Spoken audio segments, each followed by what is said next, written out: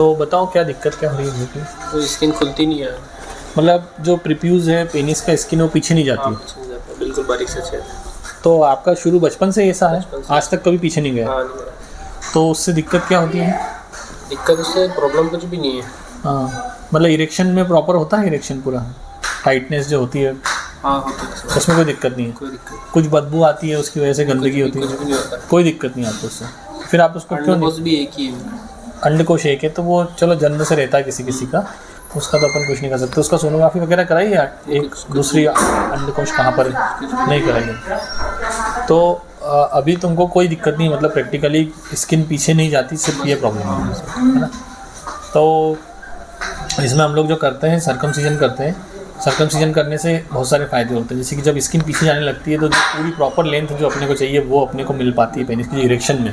जैसे कई बार वो जो टाइट स्किन है इरेक्शन की कुछ लेंथ को रोकता है, तो फाइनल जो लेंथ अपनी पेनिस की कम हो जाती है कई लोगों की, अगर जन्म से रहता है तो वो पीछे नहीं जाती स्किन, तो ठीक है। दूसरा उस पार्ट को क्लीन वगैरह करना रहता है तो वो प्रॉब्लम नहीं होती। कई बार किसी को जब इरेक्शन होता है तो उसमें टाइटनेस लगती है, मतलब थोड़ा खिंचाव होता है, तो आपको नहीं होता है तो कोई बात नहीं, लेकिन ये भी एक कारण रहता है अपने सर्कमसिजन करने का, है ना? तो हम लोग क्या करते हैं, उस पार्ट को लोकल एनेस्थीसिया देते हैं, वहाँ पे सुन्न करते हैं और कुछ स्टेपलर लगाते हैं जिससे वो फायर हो जाता है, तो वो जो स्किन है वो कट भी जाती है। और उससे फ़ायदा होता है कि कोई टाँका नहीं लगता है, कोई निशान नहीं आता है, कोई ब्लीडिंग नहीं होती, कोई स्वेलिंग नहीं आती है, और आपका सिर्फ 2 से 3 मिनट में पूरा प्रोसीजर हो जाता है, ठीक है। और कुछ बोलना चाहते हो, पूछना चाहते हो तो पूछ लो आप। नहीं होगा, उसमें नसें हैं, उससे कोई तो प्रॉब्लम तो नहीं? नसें मतलब खून की नसें? यहाँ उसके ऊपर नसें, वो तो सबको रहती खून की नसें, तो नीचे भी उसके एक नीचे भी बड़ी नसें, वो अपन अभी देख लेंगे। लेकिन वो नॉर्मल वेन्स तो नॉर्मल होती है, वो कटती हैं और वो सील भी हो जाता है। मतलब जो अपन टिपिकल जो पुराने ज़माने में जो धागे वाला करते थे उसमें ये वो होता परेशानी होती थी कि उसमें एक तो वो स्कार गंदा सा आता था, टाइम ज़्यादा लगता था, स्वेलिंग ज़्यादा होती थी, ब्लीडिंग ज़्यादा होती थी, तो वो सब चीज़ें इसमें नहीं होती हैं, है ना। दर्द इसमें जैसे अपन जो सुन्न करते हैं उसका एक इंजेक्शन लगाते हैं, उसका जस्ट पता चलता है, उसके बाद आपको कुछ नहीं पता चलता है। उसके बाद उसका असर 45 मिनट तक रहता है जो सुन्न करा अपन ने, ठीक है। तो 45 मिनट के बाद उसमें पेन ना हो उसके लिए अपन पहले से कुछ दवाई ओरल खाने का बोल देते हैं, ठीक है।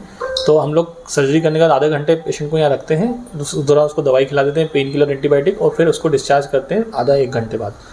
और उसके बाद आपको 5 दिन तक दवाई लेना पड़ती है, और ड्रेसिंग रहेगी वो कल हटा सकते हो, जो ड्रेसिंग रहेगी वो कल हट जाएगी, कल से उसको गीला भी कर सकते हैं। वो जो रिंग रहती है वो कब निकलेगी ये क्वेश्चन रहता है, तो वो 3 हफ्ते में अपने आप निकल जाती है।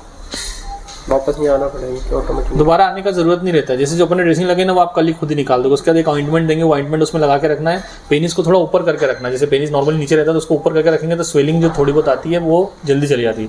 जो अपन दवाई देते हैं ना उसका उद्देश्य है कि स्वेलिंग जल्दी से जल्दी जाए और इन्फेक्शन ना हो और दर्द ना हो।